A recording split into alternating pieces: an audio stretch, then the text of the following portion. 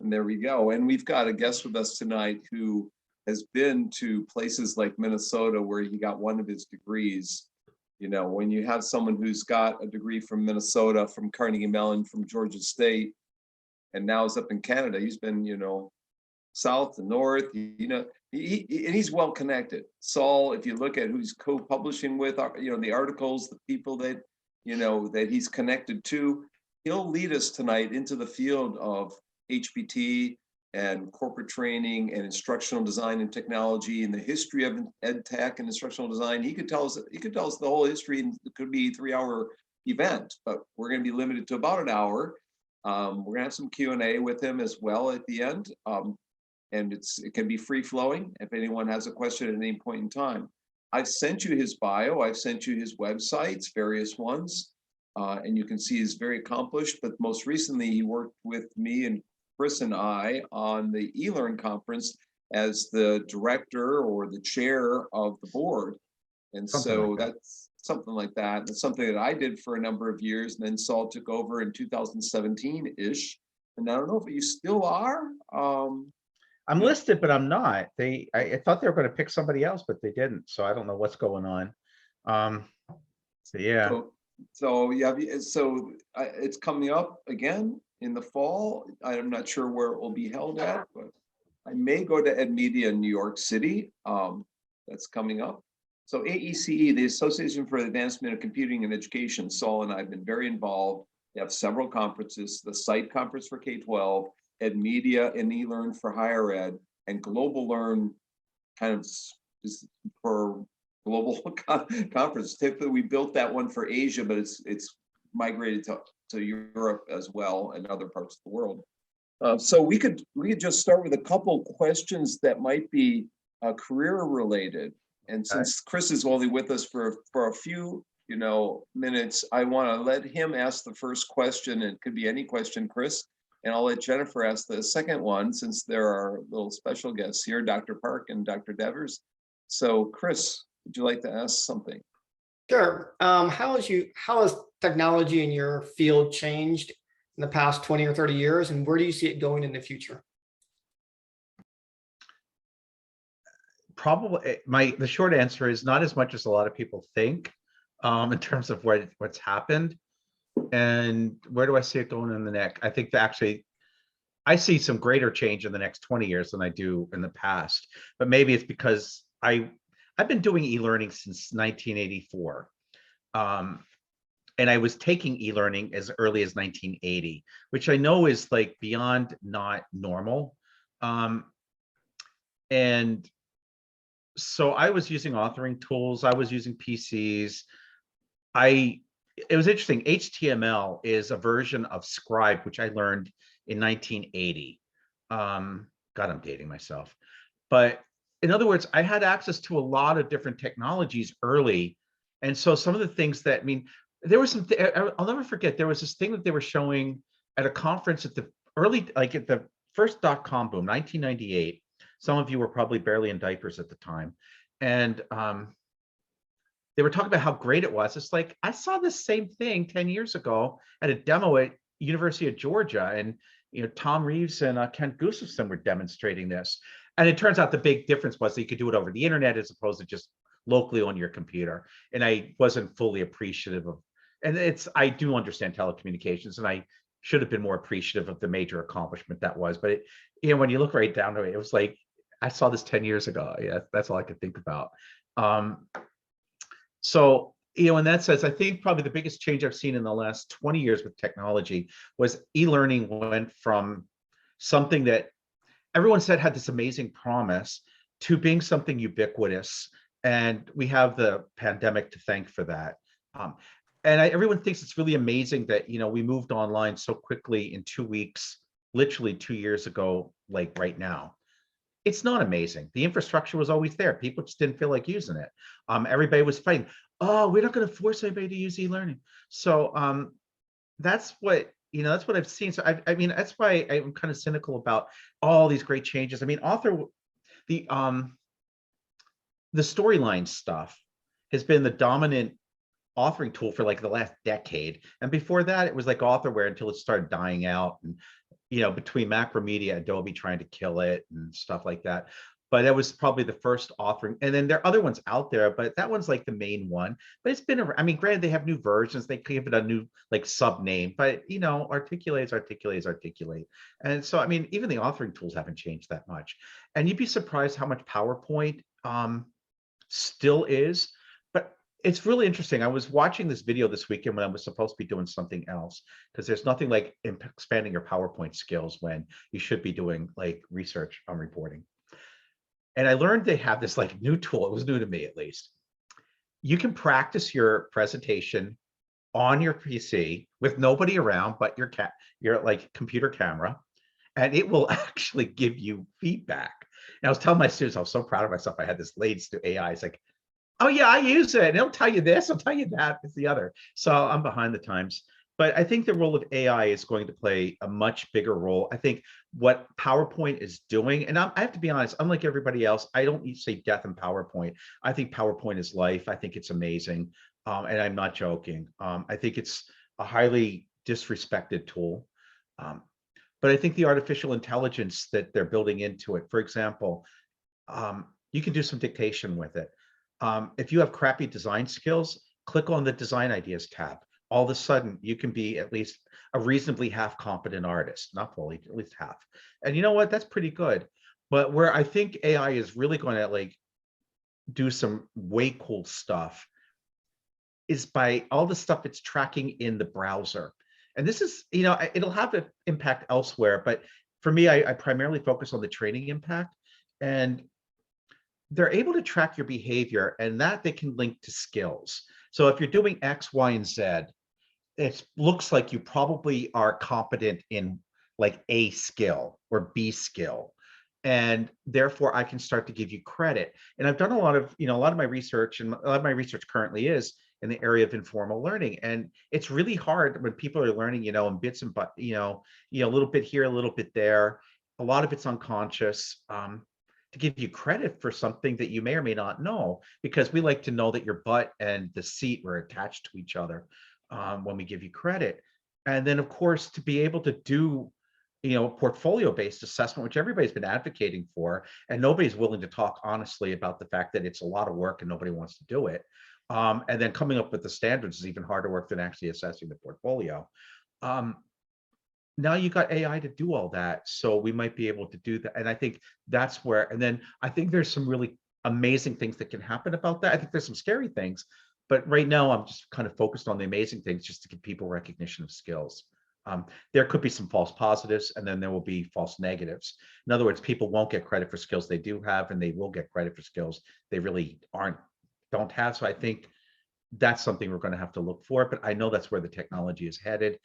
There are there's like kind of a refurbishment of the from the learning management system to the learning ecosystem, I think they're calling it, and where you have like this suite of tools that facilitate learning and that track learning and track behaviors that can do this. So I mean, I think there are things that are happening around there. So that's kind of my short, semi-cynical answer to that one. Awesome, thank you. It'll be exciting to see how AI advances some of the current things where we are. Oh yeah, definitely. So now I understand where Saul, how he became so productive. As I look at his bio and his vita, he was not only econ major, but into writing and technical writing for his master's. So he learned the writing skills before he got into this discipline. So he took those skills, and it did influence him. For me, being an accountant before made me more organized than I should be. I try not to be organized, as Jennifer knows. But it's a good skill to have when you're trying to be a scholar in this field, to organize your research. So I'm sure the writing background, especially technical writing in Minnesota, is very well known for their technical writing program. It's a top program in the field. In fact, my dissertation was influenced by a person named Lillian Bridwell, who's studying keystroke mapping. She's the writing. They were in a different department when I was there, but they've merged those two departments in more recent years. So Tom Reynolds and I created a keystroke mapping system in WordPerfect, and it set a set of prompts. And so we were following her research on keystroke mapping at the time. There's a guy named Ross maybe with her, but it's Bridwell's work. And anyhow, so before you go to Jennifer's question, which she's still thinking of, tell us how in the world you were an online learner in 1980 and 1984, and whether that was learning from Linda Harrison and other people who were in the field at the time. I'm thinking on the other person's name right now, but I was doing research on collaborative writing tools in 1990, and they're much better tools, I've always often said, than what exists today. You know, so Saul's right, the tools, there's not been much change really. What's going to happen is going to be dramatic. But tell us about the history of learning online in 1980 or 1984, and were you partially online or fully online? Who was in charge of the online class? All right. So when 1980, I was fresh out of my undergraduate degree, and I went to work as a tech writer for IBM in Rochester, Minnesota. I thought I was interviewing for a job in Rochester, New York. And let's not credit me with being fully awake even in my job. And every day, and they wanted me. They really didn't have any work for me. They just hired me and paid me, which is a really great. It can be frustrating, but it was kind of nice to get started. I'd never worked. We didn't have. I had a couple of internships, but internships weren't particularly common back then, and so they just sent me to class every morning. They said, we signed you up for a series of courses to take. You took it online. You had to go to this learning center that was like a building away, which is like maybe a 5-minute walk. And I would sit in front of this old IBM terminal that attached to a mainframe. And I learned somehow or other there was problem solving. I'm still not quite sure what I learned in that one. I learned about hexadecimal language. I learned a couple of other things that I don't fully remember. It was all basically green screen. So it was pre-PC.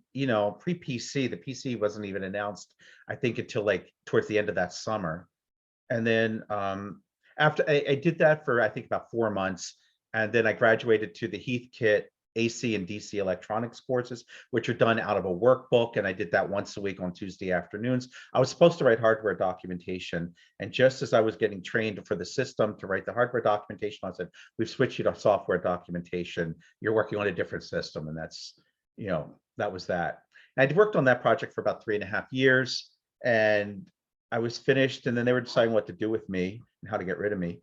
And so they found a job for me in manufacturing training. And manufacturing training was really interesting. It was like we were in this really crappy office, often a trailer at the edge of the plant. And that the floor, I wasn't quite sure it was always going to hold. And we produced nothing but self-study training. We did slide sound shows. They were just about to do some videos. They bought a bunch of video equipment. We did workbooks, and we taught people who worked on the manufacturing line. And we had a couple of students in that summer, and one of them was supposed to do e-learning, as she was a student, like summer worker. I'm not sure I would use the word intern because we didn't really have interns at that point. And they bought IBM's then authoring system. It was $49. You could buy it at any B. Dalton bookseller, and I'm not exaggerating. And you could start an e-learning course. It was for the PC. Anyway, so I worked on, I came up with an idea for a course. That's fine. You can do it on the PC. So that's what I did. It wasn't the only thing. I did some slide sound shows. I wrote a couple of video scripts. I mostly ended up doing workbooks for manufacturing lines, clean room procedures, stuff like that, which ends up, for a completely disorganized and non-mechanically minded person, it was a really good, between that and learning the programming and telecommunication side that I learned in the previous job, really good at how to think like in a very structured way. And it was there that I first even heard of the words instructional design. But by that point, I'd start my master's degree in tech comm. I was a part-time student for the most of it. And I was commuting from Rochester up to St. Paul. And so I was really kind of interested. But when I finished my master's, I transferred to IBM in Atlanta. And I worked on the PC training. And this was for the original IBM PC. It was a very different kind of thing. We went from a $49 authoring tool to a $2,000 per license authoring tool. And it was all tag based. So you had to know tags. I'd learned the tags my last year of university. And then we used them all the time for marking up the text for the manuals that I was writing. And I continued to use it as the primary tool when I was working in manufacturing training. So that was like no big deal to switch over to this other one. And I still maintain that's really helpful to know how to go into the code and muck around with it, because you have controls over things that the WYSIWYG controls just won't let you do. So I really like that. I still go into HTML code when I don't like something and fix it myself. I wouldn't say I'm the world's best HTML coder, but when I need to know something, I can. And then, so that's how I got into, it was the more complex. I spent the next 2.5 years doing that. And so that was how I got into e-learning. When I was finishing up my master's degree, I took one course with Stan Trollope on what was then considered to be brand new interactive video disc. Right. It would be considered to be a racket these days. It was the very first. You were on these big discs. They were basically the same technology as a CD, but think of the size more like an old 33 RPM. It only cost a mere $1,500 to master the first one, and each additional one was another $1,500. And then for good luck, you had to pay for a license to view it on a soft system. So in addition to $1,500 for this, disc, you had to pay like $50 just for the license to look at it. That's the one thing about the technology change. It's affordable. That I will definitely go. And what it can do for the money is really substantially improved. But those authoring, yeah. So that's how I got into e-learning. Was that Minnesota, Stan Trollope? Yeah, that one. Yeah. Okay. Yeah. So it's the guy named Ross is Donald Ross in the Writing Center. So you may I did not know him because I was in, believe it or not, I was in the Department of Rhetoric, which was in the Agricultural College. Right. And that's on, I have a Master of Agriculture degree, not a Master of Arts degree. Okay. Big A, little G. Was Ann Hill Dune there? Oh yeah, and I still collaborate with her right now. Okay. Yeah. Okay. So you know Ann? Personally, yeah, I have a chapter in one of her books since she was a guest in my other class a couple of years ago. Yeah, we'll talk at the end of the show about Ann. She's survived something recently. So she's a good person. She was part of active learning classrooms there at Minnesota. So my history is similar in working in automated systems, building circuit boards in manufacturing plants and trying to get. I was in charge of training there, but I understand what you're saying. I help put things on a PC from a mainframe. And physical, Lotus 1, 2, 3, all that stuff. We had old names, quickly. Oh yeah. So Robin Mason was the other name I was thinking of. So Robin Mason and Linda Harrison taught the first fully online class at the University of Toronto in 1985, where they claimed Starrex and Hiltz and her husband Murray Turoff were at New York Institute of Technology or something. They were working with Linda and Robin Mason. I think Linda that was her graduate, that was her doctorate, I think maybe. And she went off to Simon Fraser, as you know, and did all her, and she's a close personal friend. Who's not been on in this class. I should invite her in sometime. Robin has passed away. But those were the early people, people in Canada, Terry Anderson and all those, people were the early Canada because it's such a spread out country, Australia because it's such a spread out country. But anyways, it's interesting to hear kind of everyone's career and how they got going. Jennifer, you have a question for Saul? Yes, I do. Kurt, like when you talked about like your undergrad and Saul's, educational background, I thought of two things. First, we may be soulmates, you and I, because I was thinking about the same thing. And secondly, I was afraid that you're going to steal my question. But the question I have for Saul is like, Kurt and I, we talked about how our undergrads really, the influence of our undergrad, like how it influenced like what we do now in our, like, for me, like, my direction is more on corporate training because my undergrad was in business. And, like, it may be a really smart part of your life if you look at it in a, your lifetime, but it puts a really, there's a big influence of that. And I was curious how like your educational background affected the research that you do and, the projects that you participate in. Yeah, I mean, my undergraduate education was like a fight to get me finished. I had no interest in being there. I had no interest in going to school. I always thought I wanted to be an architect. But I really didn't want to be in school. I wanted to write the great American novel. My family said, fine, here's how much rent and what have you done? You know, I have nothing to write about. So really supportive. Is probably in the end just retrospective. And I will say this, and then I'll come back to what I studied. When I graduated, I'll never forget, I took one last look at campus and I looked especially at the library building and I said, I never, ever have to look at the inside of a classroom again. So the fact that I'm a professor of education is just absolutely like one of life's biggest jokes I've ever heard. I'm not joking that it was really hard to get me through. I changed undergraduate majors every term until the beginning of my senior year. I was a major in economics, business, public policy, writing, and I actually briefly was going to be a major in architecture, which was no small feat because that was the only one that was competitive to get into. When I decided not to be an architecture major, because I wanted to take 2 years to finish that so I could finish up my undergraduate degree, they said, no, either you go into architecture, and they were brutal there at Carnegie Mellon. You would hang.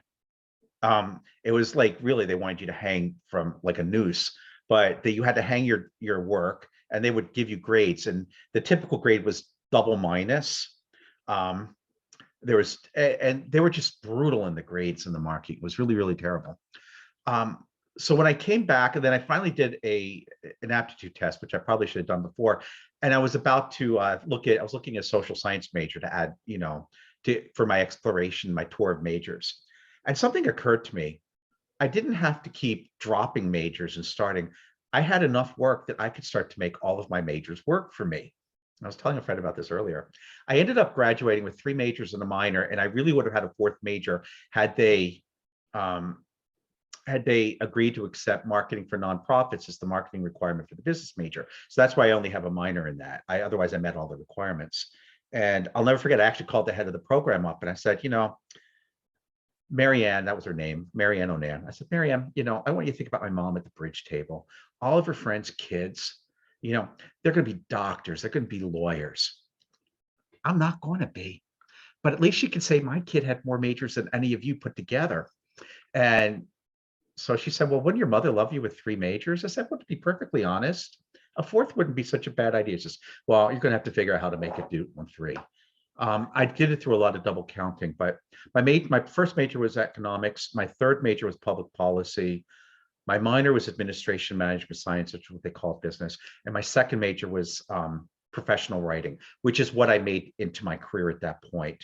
But my ability to have that business sensibility and the Carnegie Mellon sensibility of, things like the concept of satisficing from Neil Simon, from Herb Simon, and the idea of how to do a policy analysis.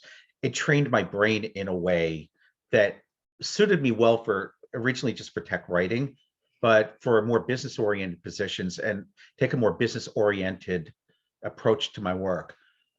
When I graduated school, I received a small inheritance when my grandmother died, and I was going to travel someplace with it. And friends of mine had some money, and they said, why don't we go to Europe? And so we had time between the time we graduated and the time we went to Europe. We had about 8 weeks, and we ended up going. It was a 3-week trip to Europe, which one of those 3-week trips that just literally changes your life. And that's when I truly fell in love with museums. So that's what I studied for my dissertation. I did my dissertation. My feeling was I was going to stay in business. I was still working. I said 3 letters by my name for 4 figures for the day. But my first gig as an independent was to teach, and obviously that's where I ended up being. But I was doing my dissertation. I'm doing this degree for fun, so I'm just going to study something I'm interested in. And it really introduced me to informal learning, which is what I have my grant for now, and I've done some variations on it before. But that I still find fascinating, because the more I get into it, the more I realize nobody really understands it. And you have to have almost kind of like an accountant's approach. We're actually just having people log their stuff and count what they do. Then we have them, there's a lot of stuff they log, like what are you learning? And we have some general categories. Then we ask for, tell specifically what you did. When are you going to use it? How much time did you spend? So we have some accounting for, I mean, it's still some self-report data, but it's pretty much at the moment of need. And a lot of people are making some really wild claims about what people can do with informal learning. The preliminary data that I'm getting, and it's not, it's not ready to publish. Right now, it's looking like it's very short-term job-related stuff for something that you're going to use in the next week. And I'm not exaggerating. So when people say we're going to learn informally for the future and all that, it's a lovely thought. And maybe in a realm other than the workplace, that might be true. Because I certainly know with a lot of what I know about art and culture, I'm self-taught. But I can also say that when it looks at the real learning, that's that. In terms of the public policy degree, that ended up being quite helpful along with student experiences. I may not have been the world's best student, but I was involved in just about every organization. And what I learned as a student leader really helped me when I went out to volunteer, aided by some of the refinement of my thinking that happened in the public policy degree. And so that, I think, allowed me to become more engaged with professional organizations in a productive manner. Jen? So what? Jen? Yeah, I mean, Kurt wants me to talk. Yeah, I mean, definitely, like, I think, what I really like about instructional technology is like, it's kind of not too deep, but very, broad. The topics that we explore is very broad. And because of that, based on your previous experience, before joining instructional technology, you can really apply it and make it richer and more in depth and create your own little area of expertise. And yeah, I can really relate with what you just said. So thank you so much. Good. Yeah. I mean, I always say, like, one of the nice things about the field is you could be a total dilettante. I know about everything from paper towels to in-depth telecommunication security So at really basic level. Saul mentioned Herb Simon briefly. I get to eat at Carnegie Mellon with some faculty. When I worked at West Virginia University, I sat at the table next to Herb Simon. Didn't get them personally. Maybe I did introduce myself. But earlier in my lecture, when I was presenting, I mentioned that Verbal Reports as Data paper by Erickson and Chase and Erickson became the paper that enabled us to start understanding human cognition. Well, Chase and Erickson were at Carnegie Mellon, but they were also, Herb Simon was there, and three of them worked together, looking at trying to understand internal mental processes by having think aloud protocols, by having people speak as they're solving a problem, as they're typing at a computer or whatever. And that's been used today quite a bit in usability testing, and other fields have extended beyond that. So anyways, it's interesting that you mentioned him. There's all these connections, all these interconnections. Yeah, well, you're talking about the think aloud protocols. That was something that was really popularized by the American Institute for Research, who had a project going when I was at Carnegie Mellon with they called the Document Design Center, and they had an office at CMU and they had an office in Washington at AIR. And Linda Flower was really a really well-known writing. She was my writing professor my last year. I learned more from her about writing than anybody I've ever taken writing from. And she's also the one who did something really important. And I don't know if I have the skill that she has in terms of doing this, but at least, writing is a skill. It's not a talent. And you just learn tricks, but you have to be willing to learn, and you have to be willing to take a lot of feedback. But with that, you learn the tricks to be a really effective writer. As a scholar, I mean, it's really important because you become much more productive in writing research articles if you have tricks about how to write the methodology, how to write the results, how to write the conclusions. I have standard headings I just put it in, and I have a couple little tricks that I use that I know will be guaranteed to at least get me a revise and resubmit. I mean, very rarely does it get you a reject. I'm not saying that everything's perfect, but I'm just saying it's just half the job is just being complete. And it's amazing how many people just don't see what it takes to be complete in writing a research report. Now, Linda Flower created the cognitive process model of writing with Richard or Dick Hayes. Yeah. And he gave a speech on this campus quite a few years ago, but the two of them, and then I developed my reprocessing model of writing based on their work and Marlene Scardamelia's and Carl Breiter's work. I combined their two to create my model. Anyhow, so brilliant people at the time. You know, writing as thinking was big, and that's where the field was headed, to look at the impact of writing on thinking, and there's the writing across the curriculum, and other things. I mean, really, the people in the area of the writing psychology of writing were leading the kind of field ahead a couple of steps. Anyways, we've gone to territory that I wasn't planning to go into. I know Saul's got a presentation for us, but before he clicks into the presentation, I want to make sure that Kyungwei or Sunmei or Priska, Scott, Linda. Well, there's a question on the Jamboard that's here. Oh yeah, we've got a Jamboard question. Who's got the Jamboard question? That would Priska, of be- course you do. Go ahead, Priska. Ask away. So the question I had was regarding what you were saying earlier, when you were responding to a question about AI and where education and the technology there is going. Because I'm trying to figure out what the plan is in terms of, you know, I'm a professor right now, and I really want to start integrating these kinds of platforms into my classes, but I feel like there's a lot of resistance on both ends. Administrators kind of are afraid of it. Other professors are kind of afraid of technology, and the students are a little afraid of technology. So I'm wondering, on your end, is there something that you guys are doing to start integrating that into ed tech in terms of teaching other professors how to do that? So Well, we before he talked answers about it. that, tell him where you're at and where you are a professor, because he might want to do some consulting for you, and you have to bring him to your location. Oh, where are go you? ahead. I'm in Miami, and I teach fashion design at Miami-Dade College. Oh, how cool. The short answer is no. We talk about it.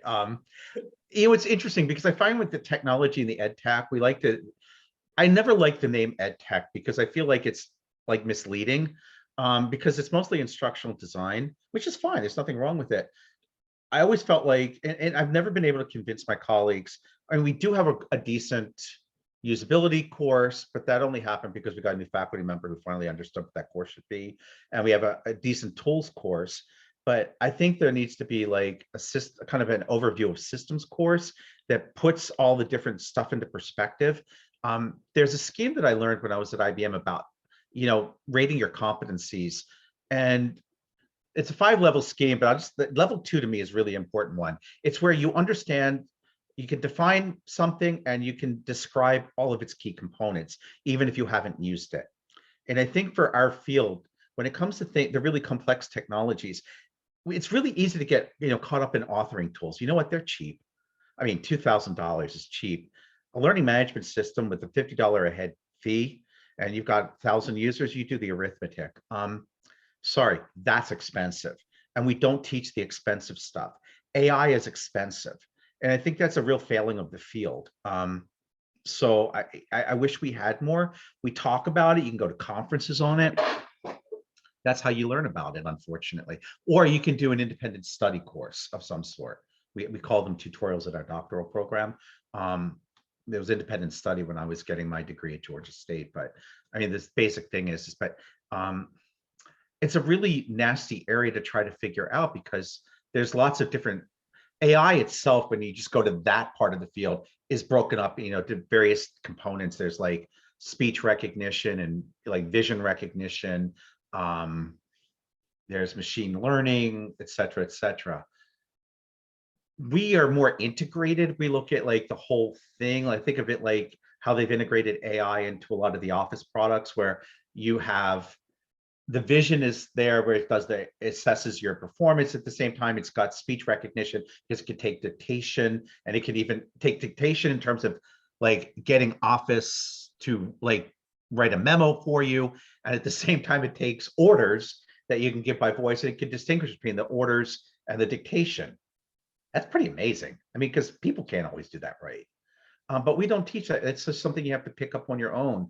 I'm not sure that's a great thing, because I think giving people frameworks of thinking about these and what cubbyhole it, because there's a lot of overlap. And I keep coming back to the LMS space because I think it's a really complicated one. And different pieces were developed for really different markets. And then of course they found there was more money going into the opposite market. So things like Moodle that were really designed to be in higher ed they want to make money off of corporate. And then you have things that were corporate, like Osaba and I think Desire to Learn was originally corporate, and now they want to go higher ed because there's like tons of money to be made, but they weren't designed. And I always find whenever you look at software, I have a core principle. Whatever it was designed to do originally, it does well, and everything else it screws up. I'll give my last example, and it's a much more basic one. Office was designed to run on a PC, not a Mac. And I'm an ex-IBMer. I've been really loyal on the PC line, even after they sold the PCs to Lenovo. And all I work in a Mac shop. And finally, like between them and my partner, they finally got me to buy a Mac. And finally, after 5 years, I said, these keys are driving me crazy. I'm going to a PC. I don't care what anybody says, because PCs work better with Office than the Mac does. And I'll stand by those words. But it means is, you have to know how things were originated. It doesn't mean they can't do what you want it to do, but it always means it's kind of like you got to do a little zig, a little zag, but it's like this is a straight line, so much easier. Well, that's the way it was at IU when I came using a PC, and then I switched to Mac to do all sorts of collaborative, because collaborative technologies on an app on a Mac were cheaper than on a PC. Yeah. But then IU didn't support Macs all that much, so I went back to PC. And even my last job in the corporate space, it was true blue IBM mainframes all the way, and it went out of business because it couldn't switch over to PCs. I tried modeling it and showing them, but then I just gave up and went to grad school.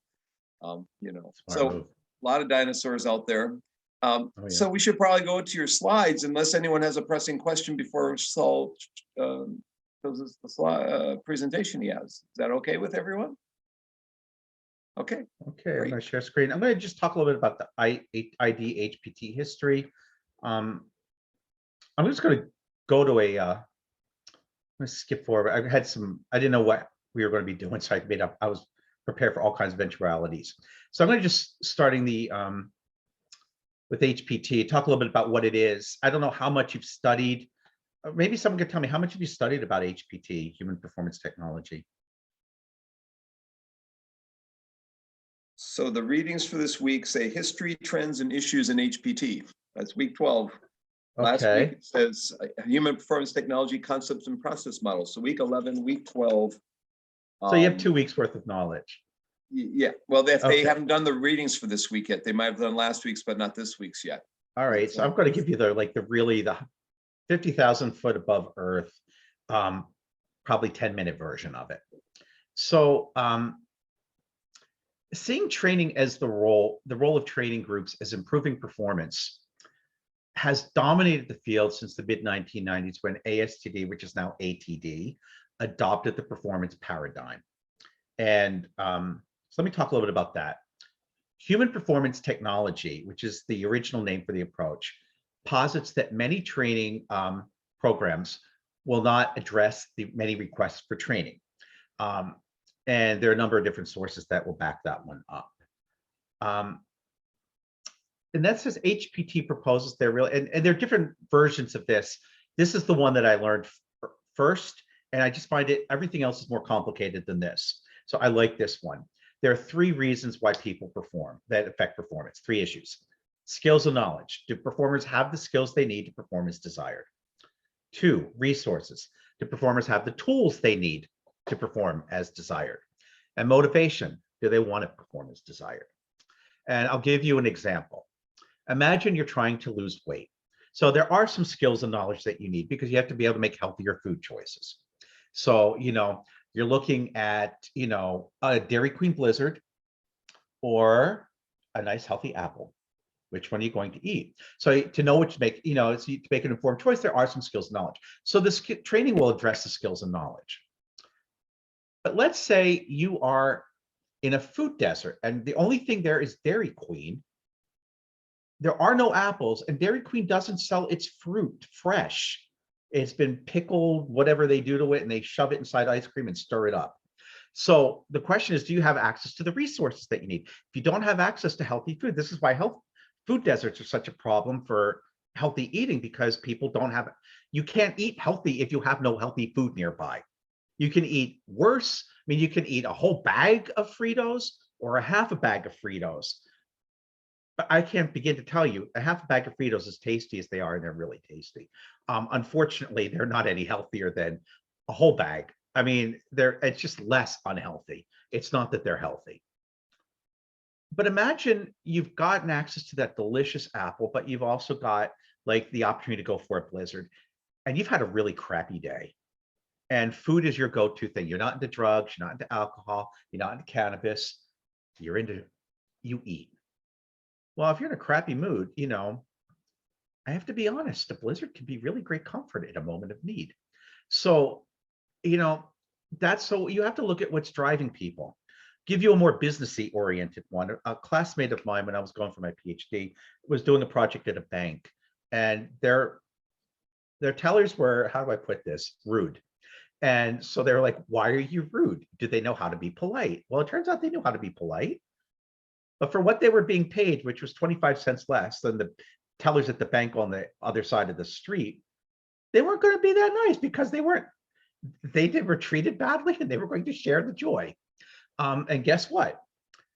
So my clients, my classmates said, I could teach that. It's going to be a waste of money. You could spend the same amount of money and give everybody a 25-cent an hour raise, and you'd probably end up with the same result. And that's what they did. And for a time, they were happier and they were nicer. So that's really, in a really simple nutshell, what the core concept is in terms of the three resources. But there's another piece that's really super important. Performance happens at different levels of the organization. And the original concept for performance, when they started using the word, it was at the individual, can people perform the skills. But as people went deeper, they started realizing one of the reasons that people are performing so badly is because this place is screwed up. And where the question is, where are they screwed up? At the unit level, the organizational level, and then Roger Kaufman's contribution was at the societal level. By the way, organizations have more levels than this, but it's just kind of simple to keep it this basic. And then Rumler and Braish, one of their great contributions was like, it ends up when someone points this out, like, well, duh, but someone has to point, at least for me, or apparently I can't know what's in front of my eyes. Performance. That was my lecture last night, was the duh findings of research on social media. I kept saying duh, someone had to do it, Exactly. Someone said social science research is the confirmation of the merely obvious, but someone has to do it. But performance problems often happen in what's called the white space between levels or between groups. So there's work that has to be handed off from person A to person B, or group A to group B. And if you don't really define how the work gets handed off and what the quality of the work needs to be, whatever I give you is what you get, and you may or may not like it. And when you really don't like it, you can watch out Judge Judy and see how people really are unhappy.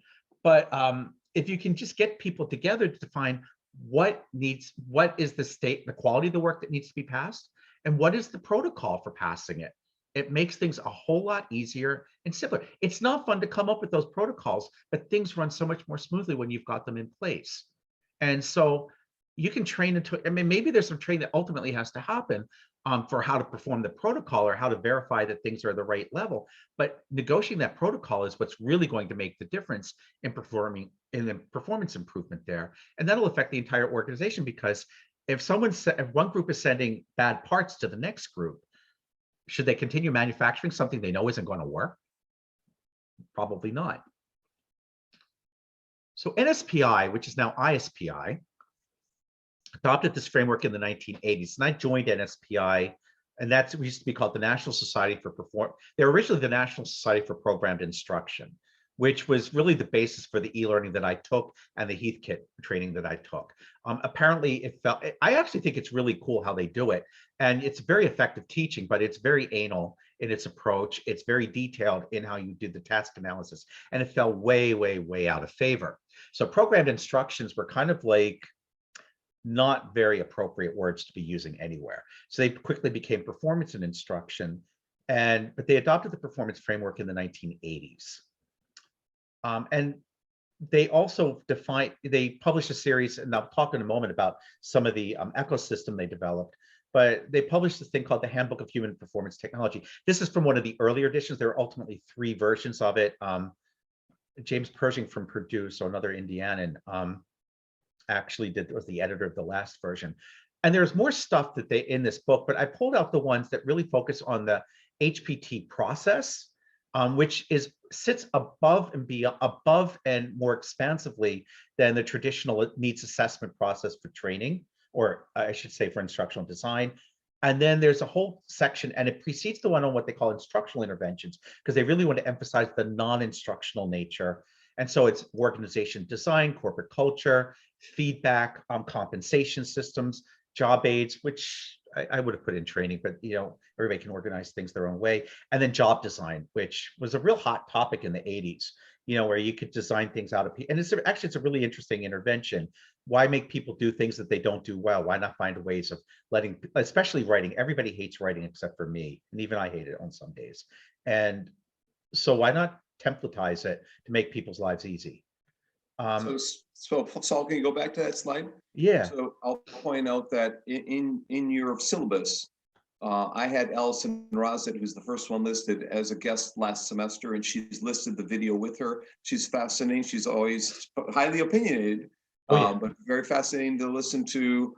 And then also last week we had Tiagi as a guest. He's listed third from the bottom, or fourth from the bottom, is Tiagi's work when designing compensation systems to motivate performance. I assume that's Silver Salon Tijarajaran. That's the Tiagi. Oh yeah, no, that's definitely, yeah. There are very few people could properly pronounce his name. Sebastien Thiagarajan. But then some other people I'll point out there. Lynn Carney, who's retired now.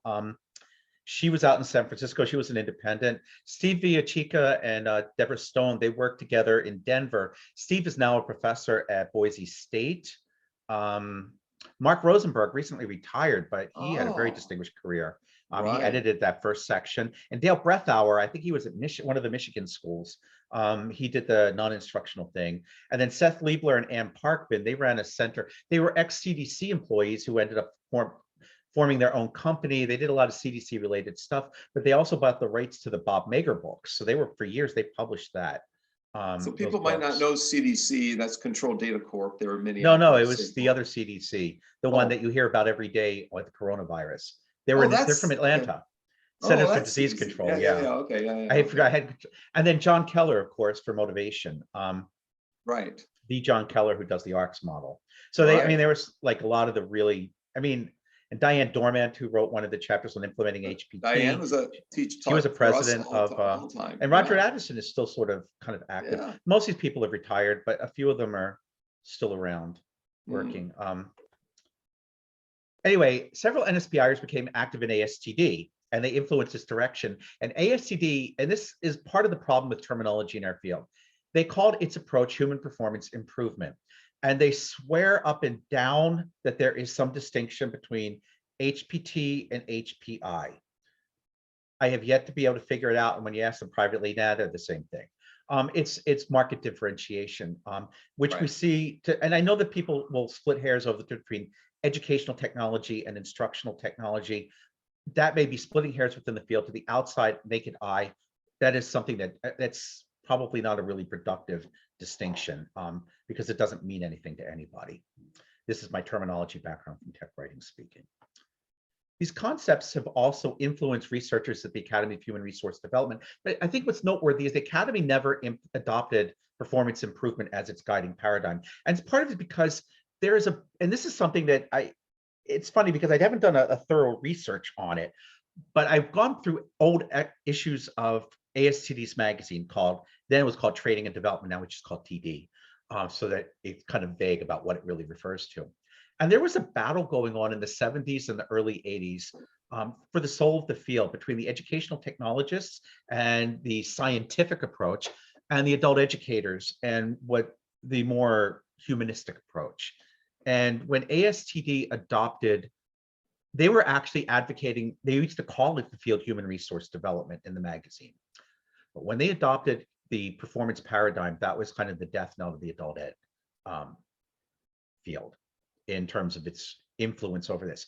Part of the issue is a lot of the adult ed, while they focus on this, much of the work in adult ed is actually in adult basic education. It's dealing with basic literacy for either people who didn't learn it when they were in school because of deficient schools, or people who are second language learners, immigrated as adults and have a very limited English vocabulary.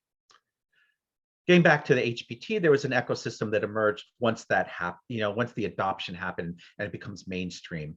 You see systematic processes that are ISPI and ASTD have published and encouraged people to use. Robinson and Robinson published their book, The Performance Consultant, and after that, everybody wanted to be a performance consultant. Or maybe I'm slightly exaggerating. There were various certificate programs from groups like ISPI and ASTD, and from private providers like Lakewood, which does the training conferences. And I will be honest, I've had commercial relationships with ASTD and Lakewood. Certifications have existed from ISPI. This is kind of a little weirdo. ISPI certification, ASTD was a partner on, but then they launched their own certification in 2006. It's actually built on a different training certification that arrived in the mid-1990s from a company called Chauncey and Associates, which you probably never heard of, but you probably have heard of their parent organization, the Educational Testing Service, which is the grant, home of the SAT, GRE, GMAT, and all of your other favorite standardized tests. This was their for-profit corporate arm, and they thought they had a case for certifying trainers. It turned out they really didn't. You see the journal Performance Improvement Quarterly also arise. What distinguishes HPT is, and essential to our field, is the systems approach, and that performance occurs within a system, and the training only will deal with part of that system. The other thing to note is that we're looking at systems, but we take a systematic approach. It's not like, I looked at this today because it would just seem kind of cool. It's like, I look at this first, I look at this second, I look at this third, I look at this fourth. And you can change the order around, but you're looking at everything kind of in a very similar way, in a systematic way, so that the process can be recreated and you can see if you get the results replicated. But the emphasis, it's very interesting. The HPT, well, I'd say the philosophy still guides us on a, on a kind of a theoretical level. The performance is waning right now in light of worker shortages and skills.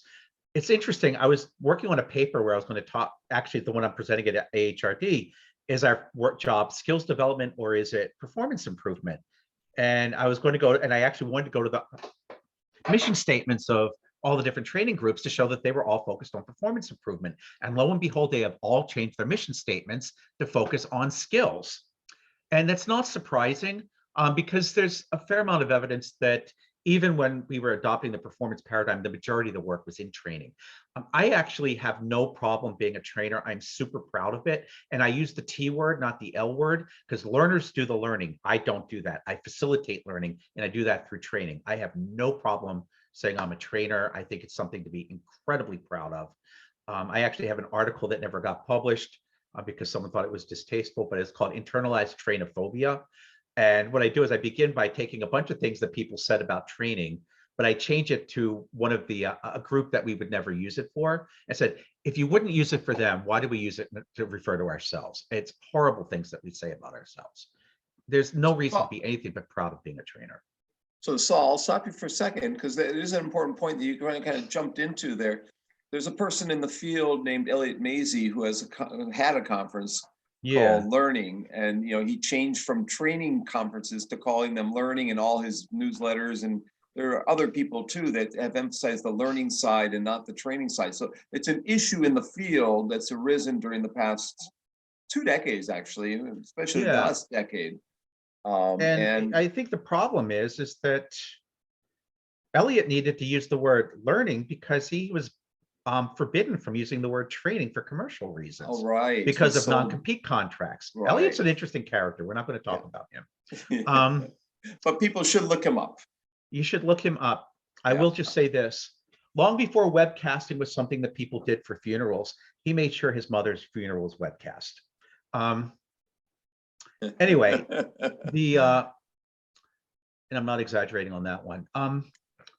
I think the wrapped up in this is also the HRD concept, or human resource development, which, and it's really funny because I'm looking at this, and it's like, you know what, HPT, when they're looking at the interventions, it's a different way of thinking about it. But when you look at the interventions, training and development, career development, and organization development, they're still central to the work of human resource development. I think what happens though is everybody thinks they're a lot more aligned than they really are. my most recent book I wrote with someone who was a career development specialist. I can guarantee you she's not in her world is so completely different than our training world. Completely different. So I think, you know, we should know each other. We should work together, but it is a different world for sure. And I think that's about all I got for the HPT stuff. So I'll stop sharing for now. If anybody has questions. The first couple slides looked interesting to me, actually. You have some I'll go back and definitional I'll ones. put them back up. Yeah, Okay. put them back up. I'd like to see what you had prepared there, if that's possible, because I think it's terminology you're going through, I think. Oh yeah. So here's what I was working up to. I was working up to I was going to ask you all these multiple choice questions, and then I had this big timeline for you. That's good. Oh, perfect. Yeah, do that. Yeah. All right. So let's just see. Which came first, A, B, or C?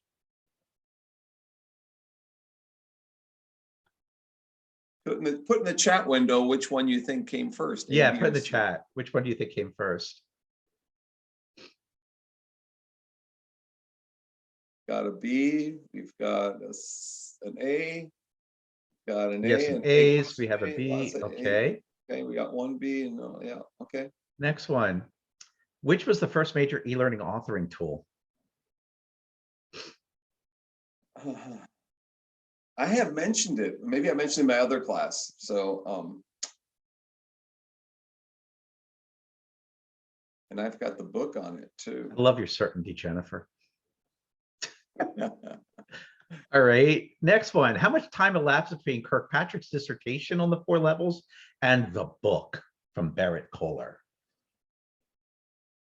How much time elapsed on the Kirkpatrick between his dissertation and the book explaining? Yeah, model? because and the reason it's significant, I will say this: the 4 levels was his dissertation. Yeah, it was. I think he was in the Korean War. To give you a hint, he came back from the Korean War. He's from Elm Grove, Wisconsin. I grew up next to it in West Dallas, Wisconsin, just a mile away. And I had a chance to meet his son at a conference in Singapore. We're still using the model, extending it out all over. Oh yeah, So, I'll talk about that one in a second. Yeah. All right, the first competency model of the field was published by which of these organizations?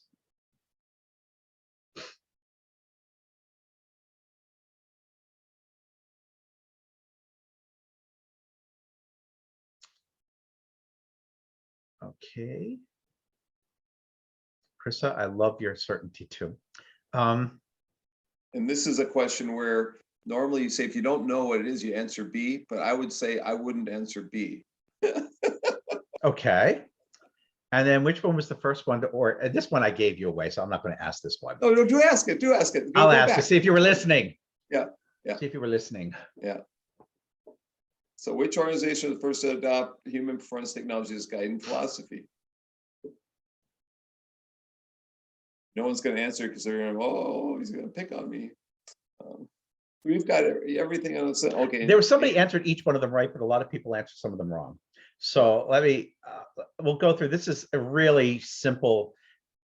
Robert Reeser published a 2-part history in, it's still the definitive history. Within decades, I have not these are not chronological, but the stuff is generally right chronologically. Pre-World War II, people were using film strips and quick printing, and then it meant mimeograph. And what was really cool about the mimeograph, which you probably never heard of, it was a machine that went round and round, so that was kind of fun. And it had this really great smell. You could get like really high off of it. I used to love the mimeograph machine. It made your hands purple though. Oh yeah, it was an ink heavy machine. It was disgusting in terms of cleanliness, but it did the job of doing things quickly. And by the way, we're using Reeser's book, and so they may have read the article. So this is good. This is good review. Yeah. So World War II, you probably know, the American Institutes for Research, which is really fundamental for both of my disciplines, both the instructional design and technical communication, because all of the founding concepts were based on research that was done there. You also see in the 40s, ASTD was founded as the American Society for Training Directors. And believe it or not, the Society for Technical Communication, I was shocked to learn this one, was actually a split off of ASTD. It was one of the first. There are more to come. A predecessor to Educational Technology and Research and Development actually launches in the 40s. I went back and checked their volumes. And Canadian Society for Training and Development was founded as the Ontario Society for Training and Development. 1950, 1950 is actually 1959. Kirkpatrick publishes his famous 4 levels. It's interesting, a couple things about that. First, it wasn't his. Will Thalheimer discovered that actually it was a guy named Raymond Kitzel who actually came up with it. So I always teach it as Kitzel Kirkpatrick. The other thing, though, this is an important lesson to learn. The only person on the face of the earth who turned his dissertation into a retirement career. He actually did nothing with the 4 levels while he was working. His special was supervisory training for management. He was active, and that's what he looked at. He didn't talk about the 4 levels. And then people started getting interested in them. And so that's why it took 35 years. The book was published in 94. Then he went on a road trip around the world until he died. And then he started a consulting business, which his son really, cultivated. And his son still has the business today. So that's how that happened. Xerox copiers, really important. And TD Magazine, which was Training Development Magazine, that launches in the late 50s. In the 60s, we have programmed instruction, which is a particular, very, very structured approach to instruction in really small steps. Maker's Six-Pack, which if you've never read it, is the best book on writing objectives, writing assessments, and clarifying your objectives and goals I have ever read. And it's written like almost at a first grade reading level, but it's deceptively simple and it's super readable, and they're just amazing. The first computer-based training courses emerge in the late 60s. Training magazine launches. British Journal of Educational Technology launches. I don't think this came up in Bob's article. The BJET, the British Journal of Educational Technology launches. Cold type, which is how we print mostly everything today in offset printing, which significantly reduced the cost of printing and ease because you just took a picture of everything and made a plate out of that instead of having to set every single letter, 1 letter at a time. It killed professions, but at the same time, it made printing really, really cheap. And then we have the rise of the overhead projector, which is an ancient machine for you guys, but was really central to us. The 70s and 80s are super important to us in our field because there's a lot of developments going on. You have the first instructional design textbooks from Smith and Reagan and Dick and Carey, now Dick, Carey and Carey, because one of the Carey's sons there. Thomas Gilbert publishes Human Competence, which is really the manifesto for human performance technology. The first is Ontario Society for Training and Development launched the first competency model. It's in 1976, and it's called the CAT. ASTD launches theirs, I think it's 79. And Pat McLagan, who was still active in ASTD, is the one who came up with it. And we see Scribe, which is one of the first word processors, emerge. And it's a tag-based, and the tags are very similar to the ones used in HTML today. Gagne, it's not that he did his research then, but he starts publishing his book. A lot of really big books get published in the 80s. Gagne's Conditions of Instruction, Knowles and his adult education book, Rossett and Alison Rossett's book on needs assessment, and I think job aids, and Joe Harless's book on front-end analysis, which is another term for needs assessment. They all get published. ISPI launches the performance paradigm towards the end of the decade. Performance Improvement Quarterly, the journal that you probably read, is there. The IBM CIRS PC launches, and we have the first authoring tools, Bookmaster and WordPerfect. Bookmaster being a tag-based word processor, WordPerfect being, I always thought it was Word like annoy me, but it was the first WYSIWYG word processor that achieved any scale. My dissertation. And I wrote to WordPerfect people with my prompts and ideas, and they, for K-12, and they said, we get the adult market nailed down. We don't need to worry about K-12. And they went out of business about 2 years later. Oh yeah. Oh yeah. And like there's a ton of stuff that happens in the 1990s. There's the divorce of the academics from the ASTD. That's how the Academy of Human Resource Development was founded. And there was actually an alimony payment. That's why they're my words, not theirs. Because ASTD funded Human Resource Development Quarterly, which also launches at this time for the first 16 years. Huge. Rumler and Braish published their book on needs assessment. Robinson published their performance consulting book, which is a follow-up to their book called Training for Impact, which is talking about the financial impact of training. You see the first impact handbook of human performance technology published, Human Resource Development Quarterly gets published, NSPI renames itself the International Society for Performance Instruction. Authorware, it's developed by the same guy who developed Plato, which was the very first authoring tool, a guy named Michael Allen. What is really noteworthy about Michael Allen is that he is an e-learning designer. He is extraordinaire, who happens to understand the technology well enough to create an authoring tool. Authorware was like the first WYSIWYG word authoring tool. It wasn't cheap, but it was easy. You did not need to be a programmer to use it, and it becomes a huge hit. Michael Allen sells it to Macromedia, and he continues to this day to run a Allen Interactions, which is an instructional design firm, and they do really high-end, really beautiful custom e-learning. Little side note there, Saul, you run the eLearn conference, and I think you brought him in as the keynote in Las Vegas a few years ago. I tried to, at least. I know he was there as the keynote. Okay. Yeah, so he did come. And Marty Siegel, a professor at IU, worked for Plato beforehand and worked for Authorware and worked for Microsoft. And I brought him in as a guest a year ago in my other class. So yeah, there's some connections here to all of this stuff. Oh yeah, it all kind of comes together. Yeah. Then you've got e-learning. I would say e-learning goes gaga because e-learning had been around like at this point for 30 years. But with the advent of the internet, all of a sudden people discovered it as if it had never been there before. Right. And it's called the next killer app. It only took a pandemic 20 years to make it a total killer app, but there's some caveats on that one. The Certified Technical Trainer, which is the first certification for trainers, comes out. This is written it's by the for-profit arm of the Educational Testing Service.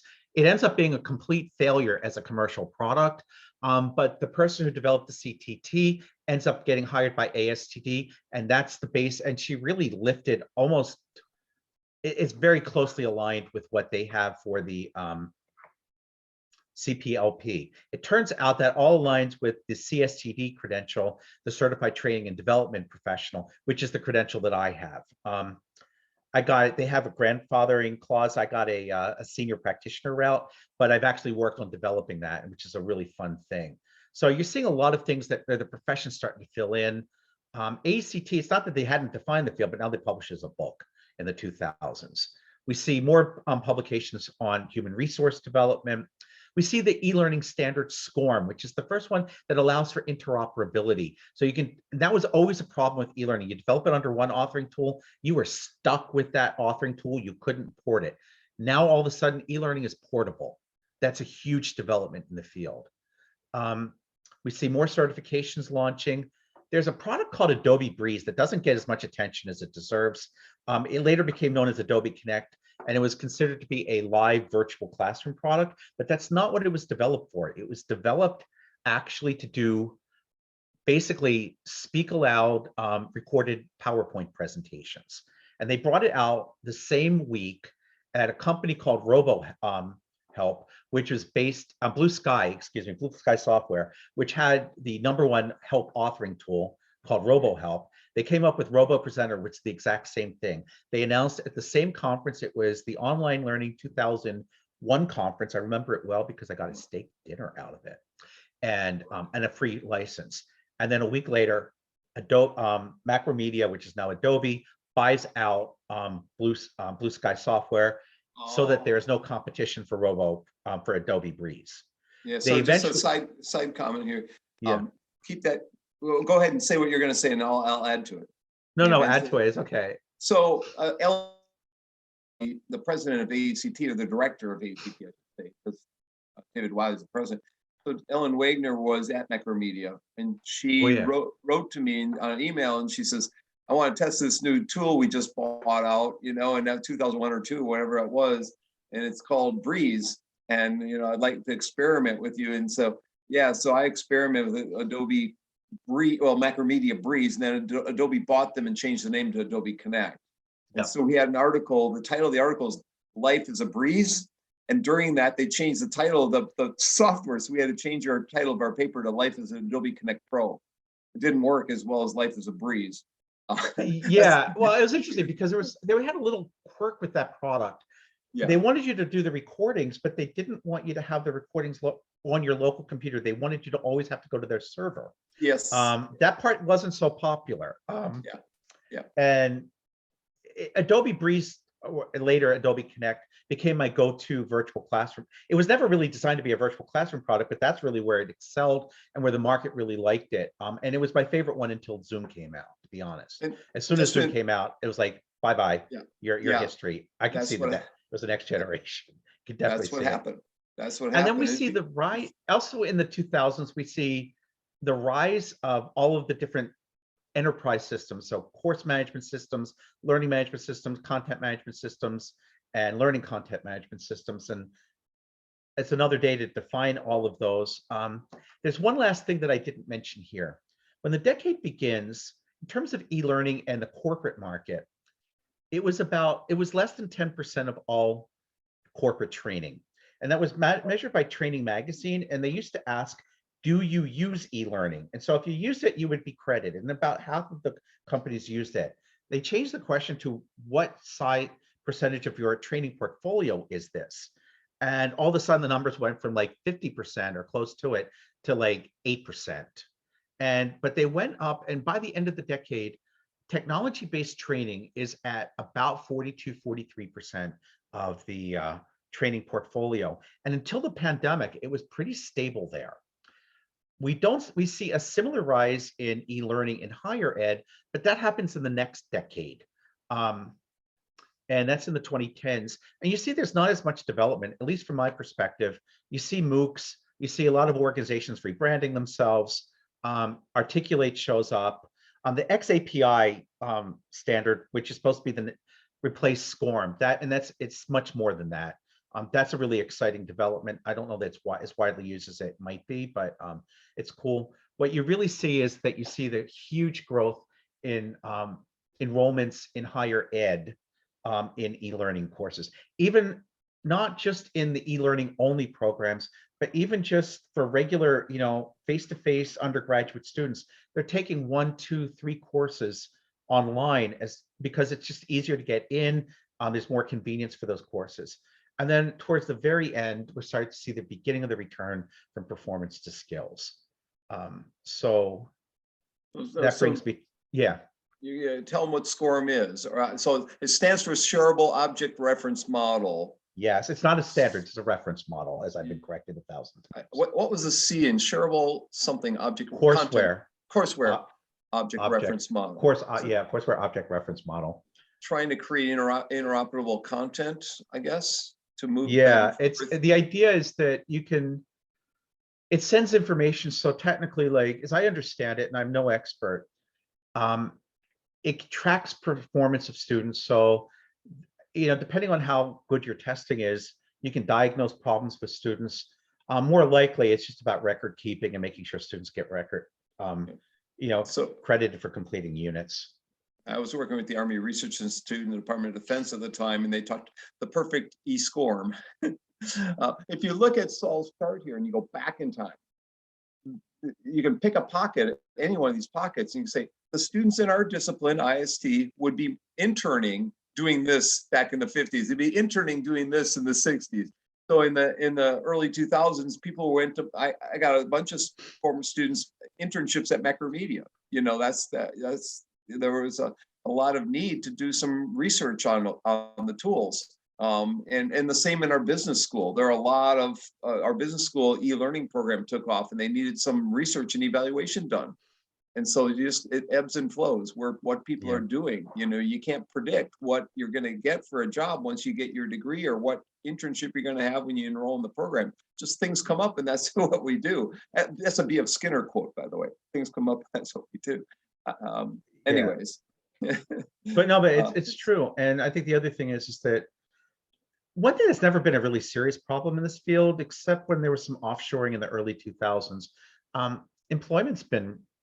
job prospects are really good. They're super right now, but they're always been really good. Even in the worst of times, most of our students have always found jobs. Yep, we're getting to that week 14 and 15 in here, and we've got some research I've done with one of my former students in LinkedIn and Twitter postings of jobs. Just incredible, the plethora of jobs today. I mean, Yeah. you know, the fact that Jennifer found a job within like 15 days of graduation or applying, you know, right, Jennifer? I mean, it's just, Well, she's good. That's why. well, yeah, that's. No, What else? yeah, in higher ed, no less, because we're training our students. You're probably not going to get a job in higher ed. So what's your other option? So, do you have any more slides, or should we go back to Q&A? We can go back to Q&A. What do you have for your next slide? I'm curious. Oh, I just had the answers. So, but I've Give answered us the these. answers. Yeah, yeah. Okay. Yeah. So ed tech came first. Yeah. Plato was the first one. It was written by Michael Allen, who also created Authorware. And for the first probably 30 years of e-learning, Michael Allen is the dominant name in authoring tools. Right. 35 years on the Kirkpatrick dissertation, the Ontario, nobody guesses Yeah. the Canadians. I had that. I had that. And this, and then because they were called NSPI at the time, but if you said ISPI, you kind of get credit. Yeah. Anyway, so that's all I got in terms of slides. What was the Tim Hortons slide? Oh, I was told I was going to talk about my career. So I have a double career: industry and academe, and communication, professional communication, and training and development. We've talked about your career indirectly all throughout. Oh, yeah. So Xiaoying had a question. Well, Yeah. she posted something here, put a question mark. Xiaoying, would you? I forget what it was. That's not my question. So you want to Somebody's know, question is, how much can organizational culture affect performance? Yeah. Would this fall under society level? Oh, I try to avoid consulting gigs with one organization because they're nuts. And I didn't believe it. I had students that worked with these people are nuts. I got a consulting gig with them, and they said, don't work with them. They're nuts. And I was like, there's no way they could be nuts on this assignment. They managed to find a way to be like psychotic and nuts. So there was something about, and then they got listed as one of the top 10 places to work in the country. I do not understand them. Someone they got paid off, but yeah, but it's usually at the organization level. And now this is like a division of a larger organization. The larger organization has its own problems, but not these. So there's something unique to this particular division. So it depends on what the problems are and where they are. And usually you can tell, like if you go inside this one group and they all act weird. I mean, and I know these are really super technical terms and really, really polite, which they're not. Or you go outside the organization and you don't see them, then you would say, yeah, it's probably, so you have to localize where the problem is. And that's where you would look at it. It's very rarely is it society, although society influences it. It certainly defines some of the broader values. But even with society, that alone will probably not make an organization, that alone will not completely create the culture. It has a lot to do with also what they do, who founded it, what values guide the work they do, et cetera, et cetera. Yeah, I'm more of an occupational culture expert than an organizational culture expert. Nobody else looks at occupational culture. That's why I kind of like it. But I do know enough about organizational culture. It's that each sub-organization, like even in a university, some departments are more functional than others. And that's a combination of factors, but they usually have to do with the people in the organization.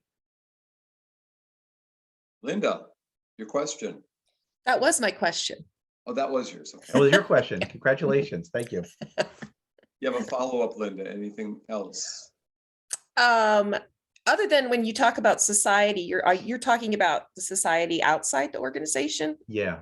Okay. Yeah, I mean, I have to be honest. That was Roger Kaufman's, and I think it's noble to mention that. Fixing society is not the easiest thing, and that's why I always thought it was a really good as a theoretical construct, as a practical one.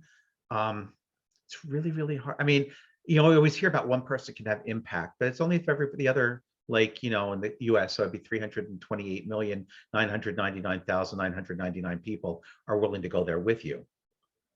Fewer people have to go along up here in Canada. But changing a society is not easy. Linda, tell them where you work. Oh, I work in, and by the way, talk about crazy societies. I work in Quebec.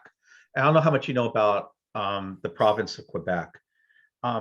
They always say Quebec is a very interesting place because a lot of people think, they come to Montreal and they hear English and they hear French and they assume it's a bilingual city. Number one mistake, never ever say Montreal is a bilingual city. Montreal is a French city where they will tolerate, usually with their noses held like this, you're speaking English. And to give you an idea, there's a bill before the provincial legislature to further restrict my rights as an English-speaking person who was not born in Canada, much less educated here. So when it comes, and because they're very, very sensitive, being the only province where there's a majority population that speaks French, and where French is the language of everyday life, and they're scared of losing that, so they go to extremes. In fact, not to go into Quebec history is fascinating, but they voted. There have been 3 times they tried to separate. Once during colonial period in 1837, there was a revolution. Things were latent until the early 1970s. Then there were a couple of bombings.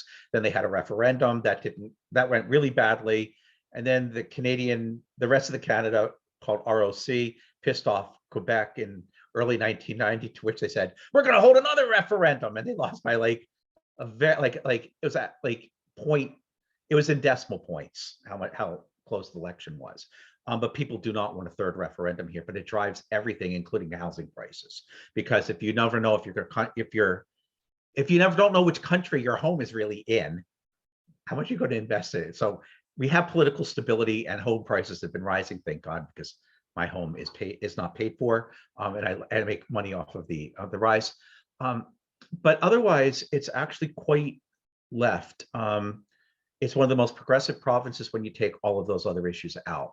So it's a really fascinating place politically. I never get bored being here. I never get bored in my job. I never get bored living in this province. They always astound me. Sometimes, many times positively, every now and then it's like, oh my God, what are they doing? But yeah. It's a good And they place. taught I've me a been lot about several life. times. Concordia is a really good place, and McGill is too. And Montreal is just. Yeah, And if you Montreal is had a beautiful city. How many people have anybody ever been to Montreal besides Jennifer and Kurt? Oh, Prissa, what did you think of it, Prissa? Oh, you're muted. You're Priscilla. muted. We can't hear you. Yeah, I was muted. Sorry. I was 10 when I went, so Oh, I don't remember that much. Well, But then it you was have a to come family back. vacation. Yeah, I do. I've heard a lot of great things. Yeah, it's a really cool place. It's changed in the past 15 years, Priska. I was 10 a long time before that, so I'm sure it's even more different than when I was there. Yeah, So- 12 years ago. So Linda, tell Saul where you work. Well, I work for Anthem. I don't know if you've heard of Anthem Blue Cross Hey, Blue Shield. healthcare. Oh yeah, Yeah. when I was a kid, we had Blue Cross Blue Shield Yeah. insurance. That's what paid my bills. They're actually changing their name. Anthem Again? name is going away and it's going to be Elevance. What happened Weird. to Blue Cross Blue Shield? I always liked that name. Well, it's going to stay Blue Cross Blue Shield, but the Anthem is going away. Okay. So yeah. Yeah, we have Anthem at Indiana University, so we're gonna have Elevance, which Yes. really, I won't say that it sounds stupid, but okay. I think it sounds like a drug or something, Yeah. Scott, you have a question before we go? You have to unmute, Scott. Yeah. Yeah, I just kind of wondered, my background is in K through 12, and I know, most of us come from different disciplines, but I was wondering if you could kind of note any particular like skill sets or mindsets that would set somebody apart from, say, corporate versus the nonprofit world or higher ed or K through 12, like any kind of stark differences between any of them.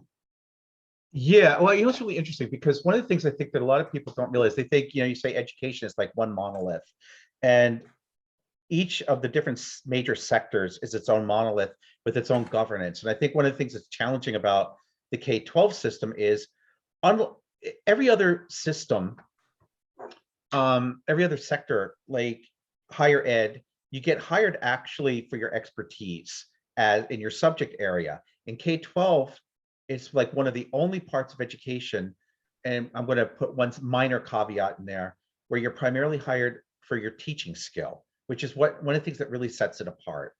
And you're also the only place where teaching is licensed. Every place else, anybody who like says I'm a teacher can be a teacher. You can't in the K-12. You can't, at least you can't make a long-term career that way, unless there's a desperate shortage and they're making some kind of exception for you. So I'd say that's the beginning. Curriculum is done really, really different in the K-12 because it's, I mean, you can turn the news and it's not a matter of what your politics are. It's even reading and writing is a political act, with the way they set curriculum up. And it's expected that every teacher will follow that curriculum, which is really different. Like in higher ed, we have academic freedom. I can teach whatever I want. In theory, I'm supposed to have some resemblance. The course has to have some resemblance to the course description in the catalog. But as long as I can make the case, I'll get away with it.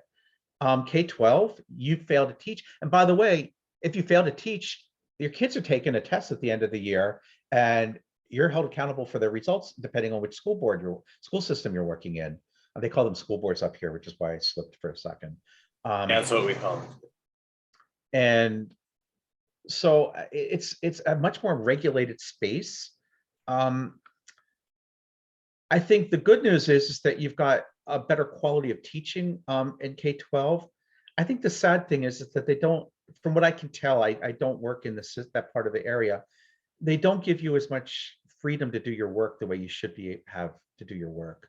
I mean, I still think teachers are doing some really creative things, but there's a lot of regulation about what you can do, what textbook you can use, and so forth. And I get it. When you have to buy 100,000 textbooks, it's easier to buy them all the same one because you can get a really great price on them than when every teacher gets to just pick their own textbook. So I mean, that in terms of technology, that's been interesting because higher ed didn't use all the technology it had before the pandemic, but whether they realized it or not, they were totally ready for it. And when they weren't ready was the skills problem. K-12 they were not as ready. And because they're designed primarily and almost exclusively for face-to-face teaching, or I've been told this is face-to-face, I'm supposed to use in-person, I apologize. So in-person teaching. And there are a lot of issues too, because they serve a much broader audience, a broader public. And so access to equipment, while it's an issue in a public higher education institution, it's a more acute issue in a K-12 system because students don't have, there's nobody holding a gun to your head and say, you're going to go to jail if you don't show up in school. K-12 up to age 16, someone is saying, either show up to school or someone's going to jail. You, your parents, maybe all of you. But so you have to make sure that those students have that.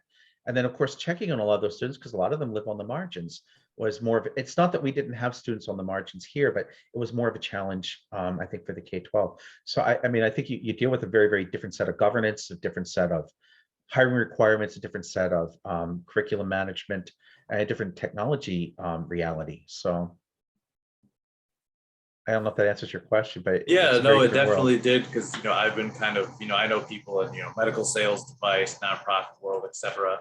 And one thing that I saw that was specific to K-12 was they're very beholden to, like you said, the school boards, and it's really volatile year to year whether parents are gonna have a fit about this or that. And like you said, you're much more restricted, limited.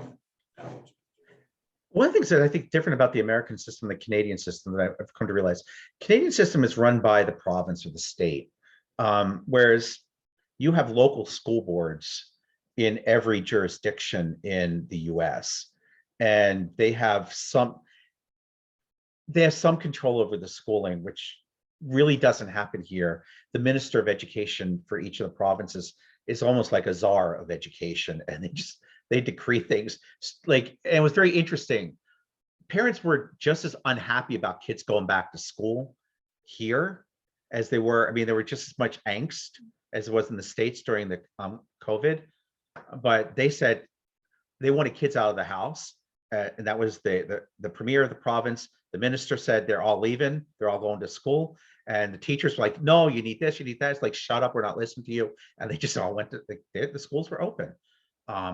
Sometimes they were masked, sometimes not masked, depending on the mood of the day. And they just, and they've done away with all the local school boards here. They're they're like advisory committees. And so they have no control over the masking at all. But that's also partly because we have complete universal public health. So the state will just make all the decisions, because ultimately if they make a bad choice, we all pay for it, because it's our tax dollars that are paying for the healthcare system. So Kenway or Sunmei, I know Sunmei had a problem with the internet connection in Palo Alto, where she works for Stanford. And she's my wow. TA, and she's my TA in this class. And today the internet's down throughout the whole district. Do either one of you have a final question for Saul? Because we've about run out of time. Sunmei or Kenway? Sunmei might not be able to because she's on his phone. Sunmei, Yeah, go I ahead. noticed that. I hope you left your iPhone. Hello, I'm Sumi. Nice to meet you, and Nice to meet thank you you. for your time. Actually, I had a really hard time to listen to you. That's because my internet just came back right now, 10 Oh, you minutes poor thing. ago.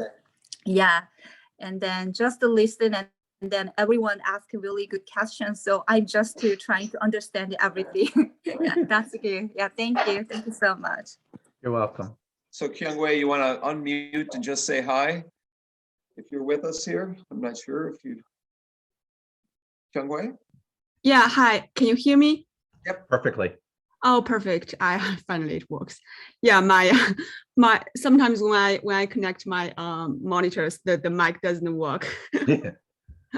Yeah.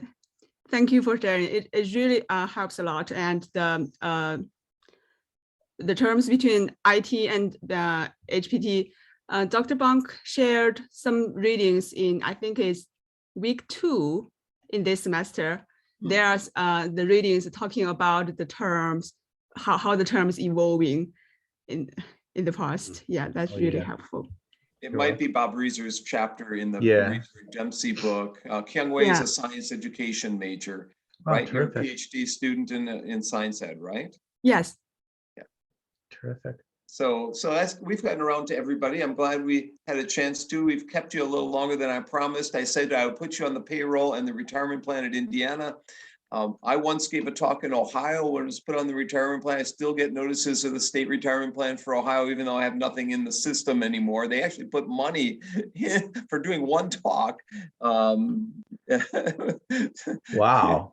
Never know. But yeah, it was kind of weird. But anyways, so I think Saul deserves a real nice round of applause for everybody, because he not only inspired us with his career notes, but the content that he's able to present to all of us really was an override for a number of weeks of the course. It really, the assembly of things that you did here, especially the timeline. I'm glad we went back to the timeline, because timelines help people who like to have knowledge explicated and structured in some way, so you can see what you've been reading. They've been reading all these articles, but now in a timeline, you can see what you've been reading and how the field has evolved.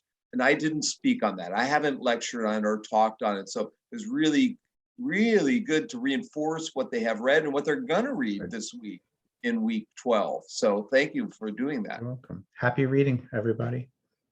My And pleasure. Saul, with you can you. hang around for Oh a yeah, second. absolutely. We'll Absolutely. chat with you. I'm gonna put this up to the cloud, stop the recording, and I'll